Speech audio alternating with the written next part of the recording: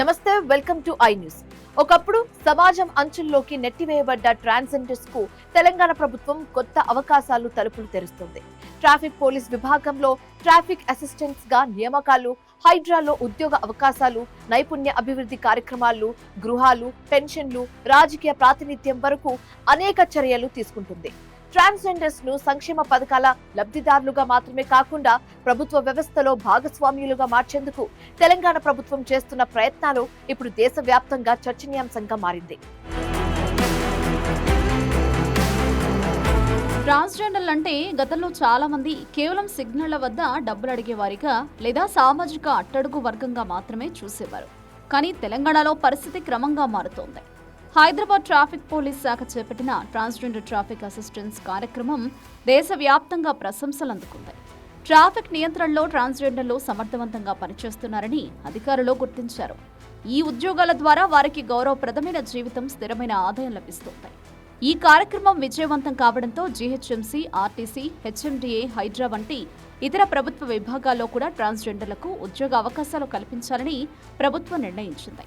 భద్రతా సిబ్బంది, field support సిబ్బంది వంటి విభాగాల్లో వారికి అవకాశాలు ఇవ్వాలని ప్రణాళికలు సిద్ధమవుతున్నాయి. ఉద్యోగాలకే పరిమితం కాకుండా నైపుణ్యాభివృద్ధిపై కూడా తెలంగాణ ప్రభుత్వం ప్రత్యేక దృష్టి పెట్టింది.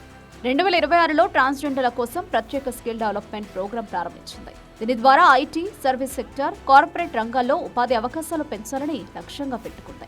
ఇక గృహాల విషయంలో కూడా ప్రభుత్వం ముందడుగు వేసింది. ట్రాఫిక్ అసిస్టెంట్లుగా పనిచేస్తున్న ట్రాన్స్జెండర్లకు ఇందిరమ్మ ఇళ్ల పథకం కింద గృహాలు ఇవ్వాలని నిర్ణయించింది. సమాజంలో స్థిరమైన జీవనం కల్పించడమే దీని ప్రధాన ఉద్దేశం. రాజకీయ ప్రాతినిధ్యం విషయంలో కూడా తెలంగాణ ప్రభుత్వం కొత్త ఆలోచనతో ముందుకు వస్తుంది. ప్రతి మున్సిపల్ కార్పొరేషన్లో ఒక ట్రాన్స్జెండర్ వ్యక్తిని కోఆప్షన్ సభ్యుడిగా నియమించే ప్రతిపాదనను ముఖ్యమంత్రి రేవంత్ రెడ్డి ప్రకటించారు. దీంతో వారి సమస్యలు నేరుగా స్థానిక సంస్థలో వినిపించే అవకాశం లభించనుంది. ట్రాన్స్జెండర్ల హక్కుల పరిరక్షణలో తెలంగాణ హైకోర్టు కూడా కీలక పాత్ర పోషించింది. ప్రభుత్వ ఉద్యోగాల దరఖాస్తుల్లో థర్డ్ జెండర్ ఆప్షన్ తప్పనిసరిగా ఉండాలని, వారికి సమాన అవకాశాలు కల్పించాలని కోర్టు ఆదేశించింది. అలాగే ఆసరా పెన్షన్, విద్యా అవకాశాలు, ప్రభుత్వ ఉద్యోగాల్లో రిజర్వేషన్ల అమలుపై కూడా దృష్టి సారించాలని సూచించింది. తెలంగాణ పోలీస్ శాఖ కూడా ట్రాన్స్జెండర్ల కోసం ప్రత్యేక సహాయ వ్యవస్థను ఏర్పాటు చేసింది. లీగల్ ఎయిడ్, మానసిక ఆరోగ్య సేవలు, వివక్షపై ఫిర్యాదుల పరిష్కారం కోసం ప్రత్యేక కార్యక్రమాలు నిర్వహిస్తోంది. సుమారు 50,000 మంది ట్రాన్స్జెండర్లు ఉన్న తెలంగాణలో వారిని సంక్షేమ పథకాల లబ్ధిదారుగా మాత్రమే కాకుండా ప్రభుత్వ భాగస్వాములుగా మార్చే ప్రయత్నం జరుగుతోంది.